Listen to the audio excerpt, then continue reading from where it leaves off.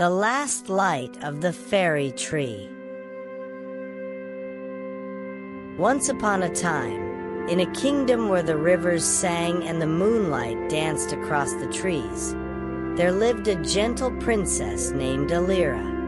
She wore no crown of gold but a crown of woven flowers, for she loved the earth and all who lived close to it. Elira's favorite place in the entire castle was the Garden of Secrets, a quiet place hidden behind a curtain of vines. No one else dared to enter, for they believed it was enchanted. And they were right. One evening, as fireflies blinked like little stars around her, Elira heard a soft voice. "Why do you always come here, Princess Elira?" She turned, startled, and there, hovering above a bloom of glowing lilies, was a tiny creature with sparkling wings and eyes like morning dew. "I come because it's peaceful," Elira whispered, "and I feel like someone is watching over this place." The creature smiled. "You're not wrong. I am Liri, the garden fairy.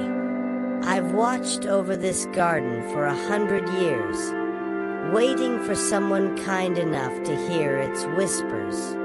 From that night on, Elira and Liri became friends. The fairy taught her to listen to the wind, to speak with flowers, and to understand the songs of birds. But one morning, the garden trembled. The colors faded slightly. The vines drooped. Liri looked worried. "The balance of magic is shifting," she said. "Something ancient is awakening far beyond the hills, and it's calling to the creatures of the forest." Elira placed her hand gently on Liri's. "Then we must help. I will go with you, wherever the whisper leads." And so began their journey. The sun rose golden and soft over the hills of stillness, where the winds no longer howled, and the sky no longer wept. Princess Elira stood hand in hand with Liri the fairy at the edge of the Silver Lake, the place where all magic begins and where it gently returns. They had journeyed far. They had crossed the Singing Mountains, braved the forest of lost echoes, and stood before the mirror of time. Along the way, Elira had freed the slumbering deer queen, healed the broken wing of the moon moth, and calmed the fury of the stone giants with nothing but kindness and a story. Each time they gave more love to the world, the land healed. But now, the source of the magic, the ancient glowing tree of whispers, was fading. Its light, once bright enough to cast shadows across the stars, flickered like the last candle in a storm. Liri looked up with tears in her eyes. "It is time, Elira.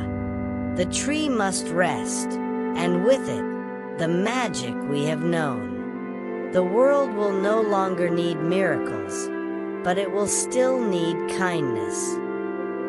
Elira gently touched the bark of the tree. "Then let it rest, and let us plant a new one." She took the last golden seed from her satchel, the one gifted by the forest spirit long ago. She knelt by the quiet earth and planted it with care, speaking words not of spells, but of hope. "I plant this not for power," she whispered, "but for peace. For all who come after, may they know gentleness, wonder, and love." And as her words faded into the wind, a soft glow rose from the soil. The seed pulsed gently, and from it, a sapling emerged, small and quiet, but full of light. The old tree gave one final shimmer and then faded like morning mist. But there was no sadness, only stillness, only peace. Liri's wings shimmered with soft joy. You've done it, Elira. You've taught the world that magic is not in spells or crowns. It's in listening, in kindness, in choosing peace when there is noise. The two embraced. The lake sang a final lullaby. The stars above watched and blinked. And far across the lands they had wandered, people and creatures alike felt it. The shift, the calm, the renewal. Elira returned to her kingdom not as a queen of command, but as a guardian of stories, gardens, and gentle truths. Liri stayed by her side, sometimes seen, sometimes not, like the quiet breeze that lifts the petals of a flower. And the tree grew, and the magic stayed, not loud, but always near.